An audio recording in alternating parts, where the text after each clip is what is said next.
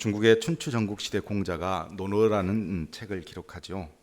성경에 비추어 보면 율법서와 같은 그런 어떤 규례집이라고 보면 타당할 것 같습니다. 그 공자가 논어에서 이런 말을 합니다. 예의가 지나치면 정중함도 고통이 되고 신중함이 오히려 비겁함이 될 수 있다. 반대로 예의가 없으면 용맹이라는 것은 난폭함이 되고 정직함은 잔혹함이 된다라고 가르쳤습니다. 자신의 가르침이 너무 지나치게 받아들여도 안 되고 그 가르침을 너무 부족하게 이해해도 안 된다는 것이죠. 그래서 어느 날 임방이라고 하는 사람이 그 의미를 제대로 알기가 힘들어서 공자를 찾아서 예의 본질이 무엇입니까? 라고 스승께 물었습니다. 그때 공자가 예를 들어서 설명할 때 이렇게 설명합니다. 예란 장례를 치르는 집에 가서는 형식을 지키는 것보다 진정으로 슬퍼해야 그것이 본질이다 그랬습니다. 그러니까 어떤 가르침과 제도는 반드시 정신이 있고 의도가 있고 본질이 있습니다. 모든 형식과 절차는 본질을 바르게 이해해야 이 제도를 만드는 어떤 의도가 그대로 실행될 수 있는데, 이걸 잘 만들었는데 그것을 받아들이는 사람이 본질을 이해하지 못하고 함부로 자기 마음대로 생각해서 하면 이게 문제가 생길 수 있다는 것이겠죠. 오늘날 우리 그리스도인들에게 헌금에 대한 가르침은 지나치게 해도 문제고 전혀 가르치지 않아도 또 문제가 되는 주제가 되었습니다. 얼마 전 한 방송국에서 두 연예인이 목사님을 방문해서 질문을 하는 그 자리에서 11조에 대해서 물었습니다. 꼭 11조를 해야 합니까? 라고 물었어요. 한 연예인은 어렸을 때부터 모태신앙이어서 부모님을 따라 교회를 다녔기 때문에 11조 하는 거에 대해서 전혀 의문이 없어요. 그런데 중간에 예수를 믿게 된 이 연예인 한 사람은 갑자기 11조를 해야 되니까 이게 부담이 생긴 거예요. 그래서 이 목사님께 꼭 11조를 해야 됩니까? 라고 물었어요. 그때 이 목사님이 뭐라고 말씀하셨냐면 11조는 하나님의 주권을 인정하고 감사하는 응답이기 때문에 10분의 1을 헌금한다는 원칙보다 하나님의 은혜를 기억한다는 의미에서 저는 필요하다고 생각합니다 라고 대답을 하시고 난 다음, 저는 11조를 강요하지는 않지만 11조를 하나님께 드리는 교인들과 함께 목회하고 싶습니다, 이렇게 말씀하셨어요. 제가 그 장면을 보고 많은 사람들 중 안에, 교회 공동체 안에는 반드시 11조를 해야 한다고 생각하는 사람도 있고 하지 않아도 된다라고 생각하는 사람들이 있는 것을 우리는 알 수 있습니다. 그런 의미에서 11조의 원칙보다는 정신을 바르게 이해하면 과연 내가 11조 생활을 해야 하는지 하지 않아도 되는지 스스로 판단할 수 있을 것이라 생각이 되어집니다.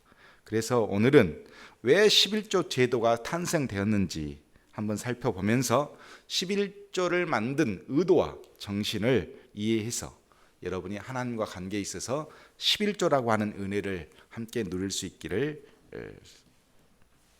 부탁드리겠습니다. 먼저 11조는 원래 아브라함 때부터 시작했다는 것을 우리가 함께 배웠습니다. 아브라함이 하나님의 은혜에 너무 감사해서 개인적인 믿음의 신앙 고백으로 드린 것이 11조였고, 이렇게 응답한 아브라함의 신앙 고백을 후대에 이제 이스라엘 백성들이 모세에 의해서 출애굽한 다음 이것을 공동체 안에서 제도로 만들어 버렸어요. 그래서 11조 제도가 공식화되어지게 된 겁니다. 즉 개인적인 신앙 고백으로부터 출발해서 공동체의 제도로 확정된 것이 11조입니다. 따라서 교회의 11조 제도는 공동체적 의무와 상관이 있다고 보면 틀림없습니다.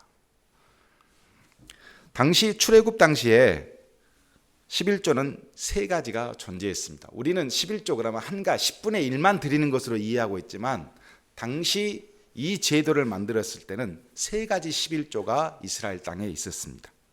먼저 한 해 추수가 끝나면 10분의 1을 나누어서 어디로 가지고 가냐면 그 고장에 살고 있는, 지방에 살고 있는 레위인, 즉 성직을 담당하고 있는 성직자에게 10분의 1을 바쳤습니다. 그러면 그 성직자는 10분의 1을 받아서 어디에 바쳤냐면 예루살렘 성에서 근무하고 있는 제사장한테 또 가서 10분의 1을 바칩니다. 그러면 자, 10개 지파 중에 한 개 지파인 하나님의 성직을 담당하는 레위인들에게 10분의 1을 주면 그 레위인들은 예루살렘에서 근무하고 있는 사람들에게 10분의 1을 주었으므로 이 모든 것이 어떻게 됩니까? 서로 생계를 유지하는 그런 좋은 제도가 되었습니다. 근데 왜 레위인들은 이렇게 10분의 1을 받아야 했을까? 문제는 가나안 땅에 들어오면서부터가 이 제도가 정착이 되어지는데, 자, 레위인들은 하나님께서 특별히 기업을 주지 않습니다. 자, 12개 지파 중에 이 레위 지파를 뽑아서 하나님께서 너희들은 생계 유지 수단으로 땅을 갖지 마라 그래요. 그리고 무엇만 하냐면 하나님께 제사 드릴 수 있는 일에 전념을 해라. 그리고 나머지 지파들이 이 한 지파인 레위 지파를 생계를 돕도록 해라 해서 땅을 주지 않았습니다.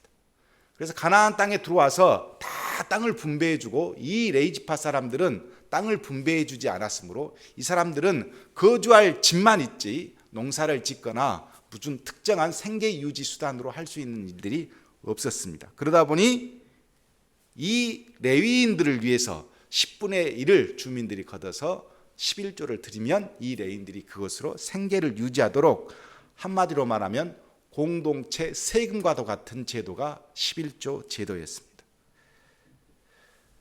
이렇게 하면 무엇이 다를까? 그것은 뭐냐면 하나님이 이스라엘 백성들은 하나님이 이스라엘 백성을 다스리지 왕이 이스라엘 백성을 다스리지 않습니다. 그래서 왕도 정치가 아니라 이것을 신정 정치라고 그래요. 하나님이 나라를 다스리기 때문에 그 대리자로 뽑은 레위인들을 먹여 살림으로써 생계를 유지하게 함으로써 하나님의 나라를 이루어가는 초석이 뭐냐? 11조 제도였다 하는 것입니다.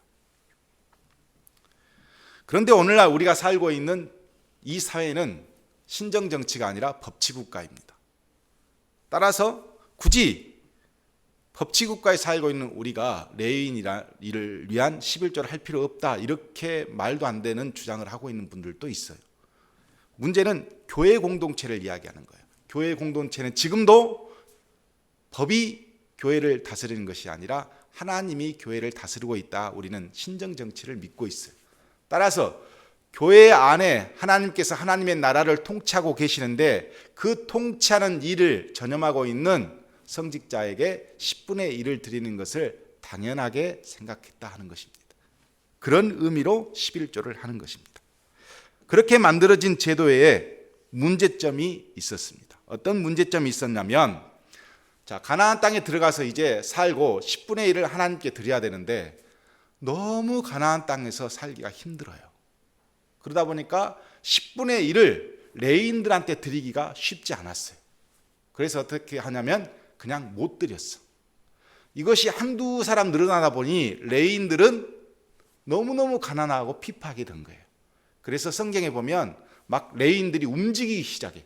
자기가 거한 지방이 있는데 거기에서 못 사니까 다른 데로 움직이기 시작하고, 그러다 보니까 그 지방에 예배를 인도해 주거나 말씀을 가르쳐 줄 사람이 없으니까 백성들이 하나님의 말씀을 배우지 않으니까 타락하기 시작해.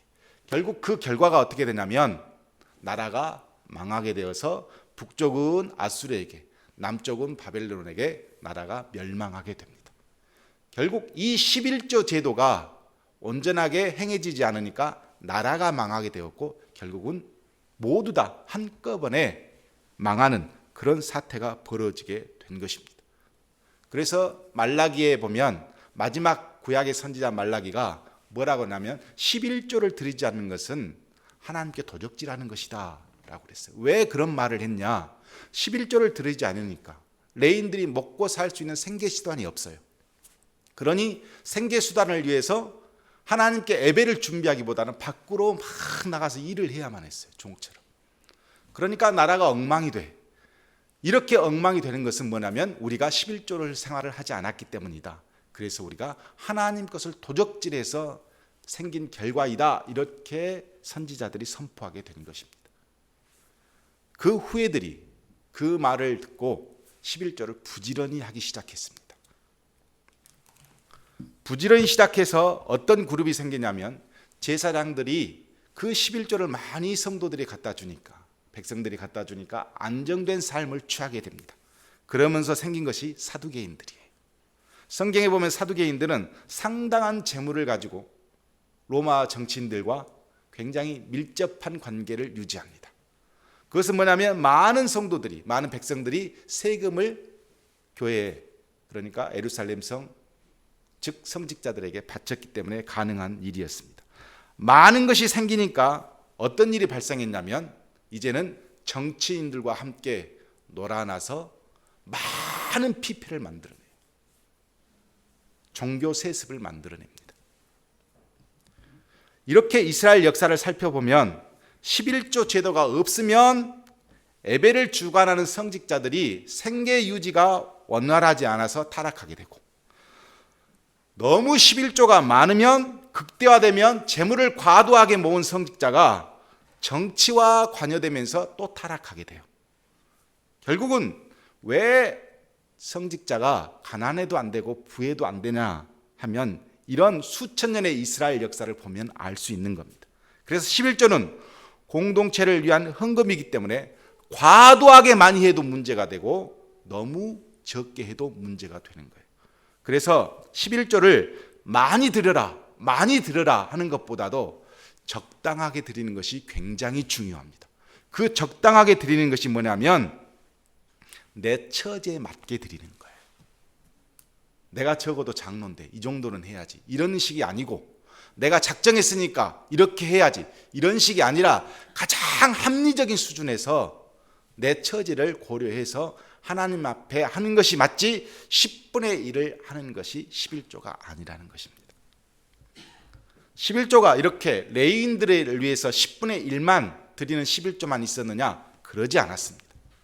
두 번째 11조가 있었는데, 자, 10개 중에 하나는 레위인들한테 줬어요. 그럼 이 9개 중에 또 열을 나누어서 그 중에 하나를 하나님 예루살렘 성에 있는 거기로 가서 거기서 직접 성소 앞에 하나님께 드렸어요.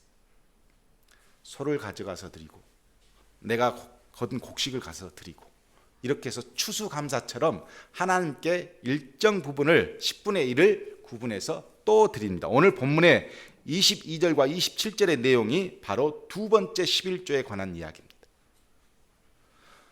예루살렘 성이 걸어서 가야 되잖아요. 우리처럼 기차 타고 가는 게 아니라. 그러다 보니까 거리가 너무 멀어요. 그래서 이번에 이 소를 하나님께 드려야 되겠다고 잘 길렀어요. 그래서 하나님께 드릴 거니까 하고 곡식도 잘 재배했어요. 그런데 가던 도중에 쏟아지거나 소가 다쳐서 무릎이 문제가 생기거나 이런 경우가 자꾸 생기니까 결국은 하나님께 드리려고 했던 이 좋은 재물이 결국은 가던 도중에 다 상하게 되는 거예요.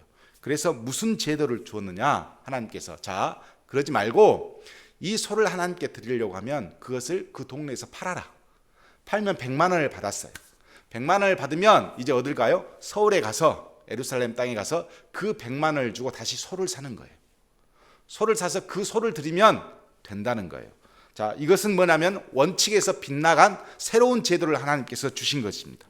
중요한 것은 원래 원칙은 민수기 18장 17절에 보면 오직 처음 태어난 소나 처음 태어난 양이나 처음 태어난 염소는 대속하지 말지니 그것은 거룩한즉 그랬어요.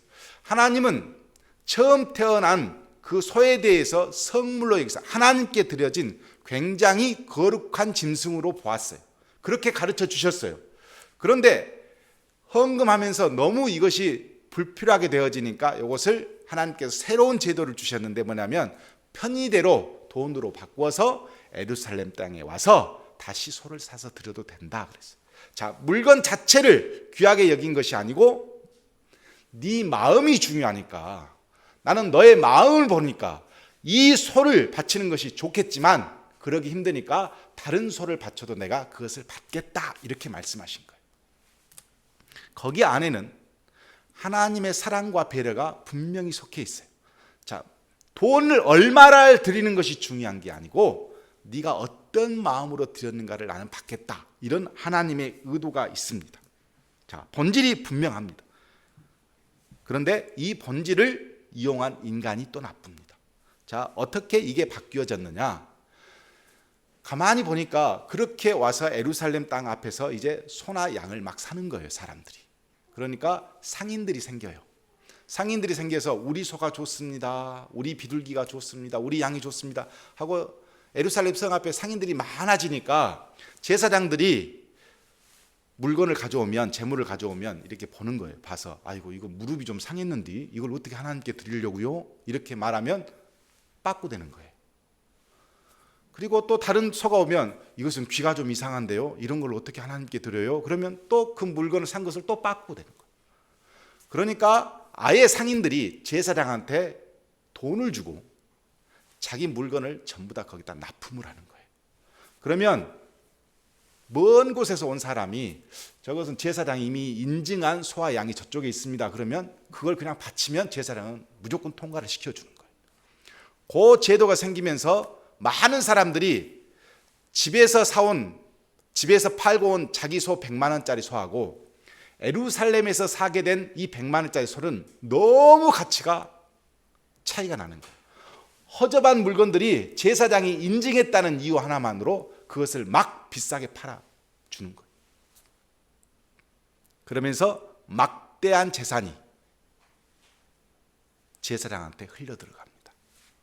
그러면서 엄청난 부를 누리게 됩니다. 하나님은 좋은 의도로 우리에게 주셨는데 이 11조를 통해서 막대한 이익을 챙기는 사람들이 생겨나는 거예요. 예수님이 어느 날 예루살렘에 방문하셨습니다. 가봤더니 비둘기를 파는 자, 양을 파는 자, 소를 파는 자, 전부 다 막대한 정치 자금을 내고 거기서 장사를 하고 있어요. 그래서 예수님께서 그것을 다 엎어버리셨어요. 하나님은 그런 11조를 원치 않으시니까. 그러시면서 하신 말씀이 내 집은 기도하는 집이라 했는데 너희들이 강도의 소굴을 만들었다, 이렇게 말씀하셨어요. 결국 뭐냐면 11조 제도를 편리하게 우리의 마음을 담아서 주기를 원하시는 그 하나님의 뜻으로 우리에게 주셨는데 그것을 인간이 악용하니까 어떻게 되냐면 기도하는 집이 되는 것이 아니고 강도의 소굴이 되었다 하는 겁니다. 11조를 악용하면 기도의 공동체는 강도의 소굴이 되어집니다. 오늘날 많은 교회가 11조를 악용해서 목회자의 배를 채우며 교회의 창고를 채우는 그런 일을 일삼게 되어지면 그 집은 기도하는 집이 아니고 강도의 소굴이 됩니다. 11조 제도만 있고 정신은 없는 그런 악용된 발상이 결국은 다 타락시키는 겁니다. 두 번째 11조만 있었느냐? 세 번째 11조도 있었습니다. 오늘 본문 28절과 29절에 보면 매년 3년에 또 6년째 과부를 위한 11조를 드렸어요. 3년이 되면 11조를 드린 것과 따로 또 열에서 9 중에 하나를 11조를 또 드려야 했어요. 3년에 한 번씩. 그것을 창고에 잘 보관했다가 너무 어려운 고아와 과부를 위해서 역시 11조를 그것으로 받은 11조로 그 사람들을 챙겼습니다. 하나님은 저소득층에 대한 관심이 많으셔요. 사랑의 공동체를 주었는데 어떤 사람은 능력이 있고 환경이 돼서 굉장히 부를 많이 축적하는 사람이 있고 어떤 사람은 갑자기 닥치된 재난이나 여러 가지 형편으로 인해서 부가 소멸되어서 저소득층이 될 수 있어요. 그러면 이걸 그냥 두지 않고 하나님의 나라 공동체 안에서는 그 저소득층에 대해서 제도를 하나 두었는데 그 복지 제도가 뭐냐면 11조 제도였습니다. 그 11조를 통해서 그들을 복지를 책임져 준 것입니다. 하나님이 저소득층에 대한 각별한 의지를 나타내신 성경 구절들이 좀 있습니다. 출애굽기 22장 21절과 23절에 보면 너는 이방 나그네를 압제하지 말며 그들을 학대하지 말라. 너희도 애굽 땅에서 나그네였습니다. 너는 과부나 고아를 해롭게 하지 말라. 내가 만일 그들을 해롭게 함으로 그들이 내게 부르짖으면 내가 반드시 그 부르짖음을 들으리라. 이렇게 말씀합니다. 전 세계적으로 그 당시에 수천 년 전에 나그네, 즉 이방인들에 대해서 복지를 갖고 있는 나라는 없어요. 그냥 노예로 삼거나 학대하면 그만이에요. 그런데 이스라엘 사회에서는 나그네에 대해서 뭘 가지고 있었냐면 복지를 가지고 있었어요. 신명기 15장 11절에 보면 땅에는 언제든지 가난한 자가 그치지 아니하겠으므로 내가 내게 명령하여 이르노니 너는 반드시 내 땅 안에 내 형제 중 곤란한 자와 궁핍한 자에게 내 손을 펼지니라 그랬어요. 이게 11조입니다. 레위기 19장 9절과 10절에는 구체적으로 말씀하십니다. 너희는 땅에서 곡식을 거둘 때, 추수할 때에 밭 모퉁이까지 다 거두지 말고 내 떨어진 이삭도 줍지 말고, 모퉁이는 놔두라는 거예요. 추수하지 말고. 왜? 가난한 사람들이 추수해서 먹도록. 이삭도 줍지 말라 그랬어요. 왜? 가난한 사람들이 그 이삭이라도 주어서 먹고 살 수 있도록. 내 포도원 열매를 다 따지 말고, 포도도 다 따지 말라는 거예요. 남겨놓으라는 거예요. 열매를 줍지 말고 가난한 사람과 거류민들을 위하여 버려두라. 너희 하나님 여호와시니라 그랬어요. 이게 뭐냐면 11조입니다. 권력자와 부한자들로부터 보호받기 힘든 고아와 과부들을 제도적으로 돌보기 위해서 11조라고 하는 제도가 있었다는 것입니다. 11조는 하나님 나라에서 복지 공동체를 이루는 가장 거룩한 제도였습니다. 지금까지 내용을 살펴보면 11조는 멜기세덱에게 11조를 통해 하나님의 은혜를 감사하려고 했던 아브라함의 신앙 고백에서부터 출발해서 결국 이스라엘이 한 가족이 되면서 모세가 제도적으로 이것을 만들었고 제도화시켰습니다. 11조를 통해 예배를 드리는 거룩한 성직을 갖고 있는 이 레위인들이 생계를 유지할 수 있었고, 그리고 자신의 모든 삶의 주인, 자신이 벌어들인 모든 수익이 하나님으로부터 왔음을 고백하는 신앙 고백이 11조였고, 그리고 고아와 과부들을 하나님의 통치하시는 나라 안에서 돌보는 것이 11조였습니다. 11조는 개인이 물질적 복을 받는 도구로 악용하거나 11조를 통해 성직자가 먹고 마시는 즐거운 곳에 사용된다면 우리는 타락하게 됩니다. 하나님은 분명히 목적과 정신을 통해서 하나님의 나라를 하나님이 통치하시는 수단으로 11조를 주셨음에도 불구하고 많이 드리면 많이 받고 적게 드리면 적게 받는다는 어떤 산술적인 개념, 어떤 상술적인 개념까지 그렇게 성도들에게 가르쳐서 결국은 많은 11조로 하나님의 뜻을 이룰 수 있다고 생각하는 그 잘못되어진 사고로 인해서 우리는 다 타락하게 된 것입니다. 우리 성도님들은 왜 11조를 하십니까? 하나님의 통치를 받는 교회가 하나님의 통치를 받을 수 있도록 하기 위해서 11조를 하는 겁니다. 따라서 우리의 자녀들에게 이 교회 공동체 안에서 책임과 의무를 하나님께서 주신 은혜를 감사하는 마음으로 11조를 가르치는 것이 우리는 맞습니다. 말씀을 마치러 갑니다. 탈무드에 이런 말이 있습니다. 아무리 큰 부자라도 타인에게 선을 베풀지 않는 사람은 훌륭한 식탁에 소금이 없는 것과 같다라는 말이 있어요. 재물은 타인에게 도움이 될 때 가치가 있다, 이런 뜻이죠.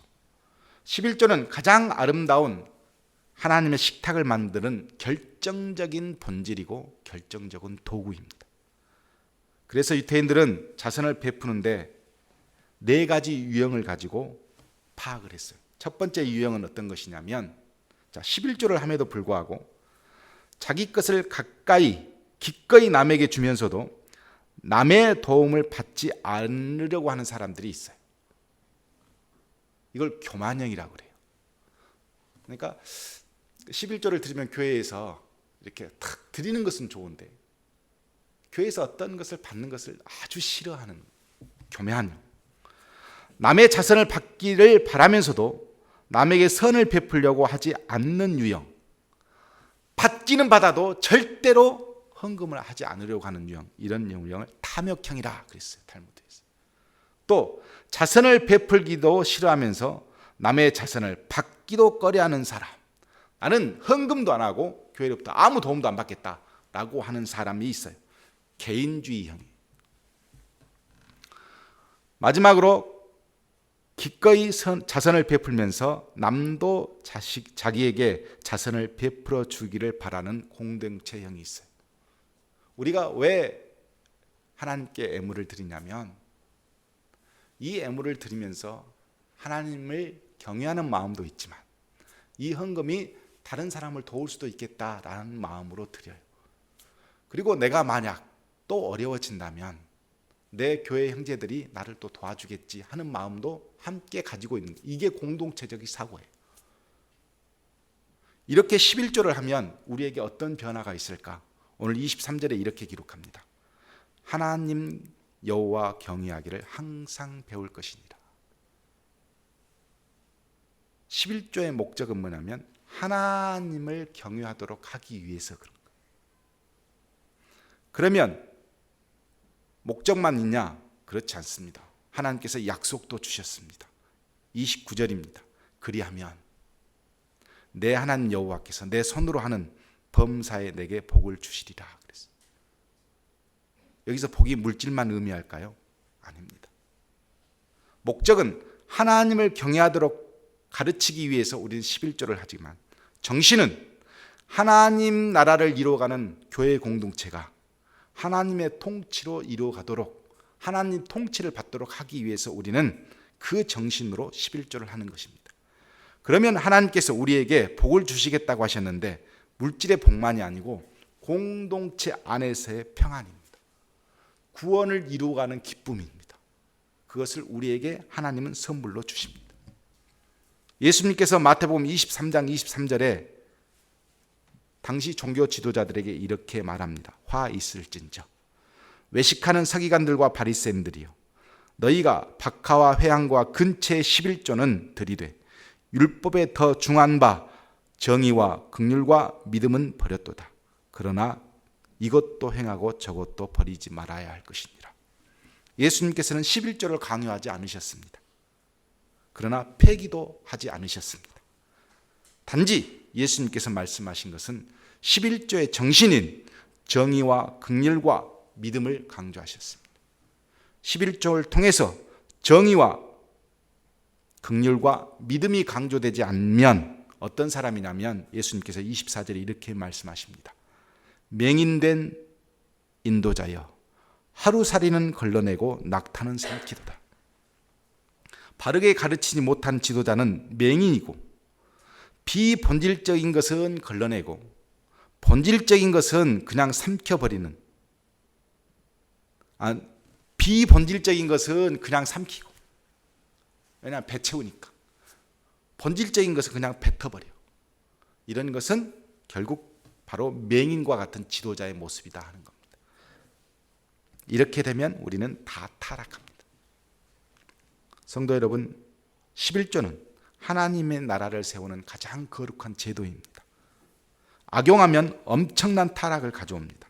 우리는 우리들의 자녀들에게 11조를 가르쳐야 되고 우리도 11조를 해야 합니다. 단지 중요한 것은 산술적인 개념이 아니라는 것을 분명히 말씀드립니다.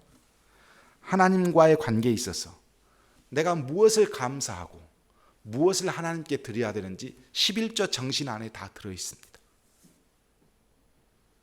이 11조의 정신과 함께 하나님의 목적과 함께 11조를 하게 되어지면 우리 공동체 안에 하나님께서 반드시 복을 주십니다. 그 복은 여러분이 누리는 구원의 기쁨이고 우리 공동체 안에서 하나님의 나라를 통치를 경험하는 참으로 놀라운 일들을 우리가 경험하게 되는 것입니다. 저는 우리 교회가 그런 교회가 되기를 원합니다. 그리고 우리의 자녀들이 그렇게 변화되기를 원합니다.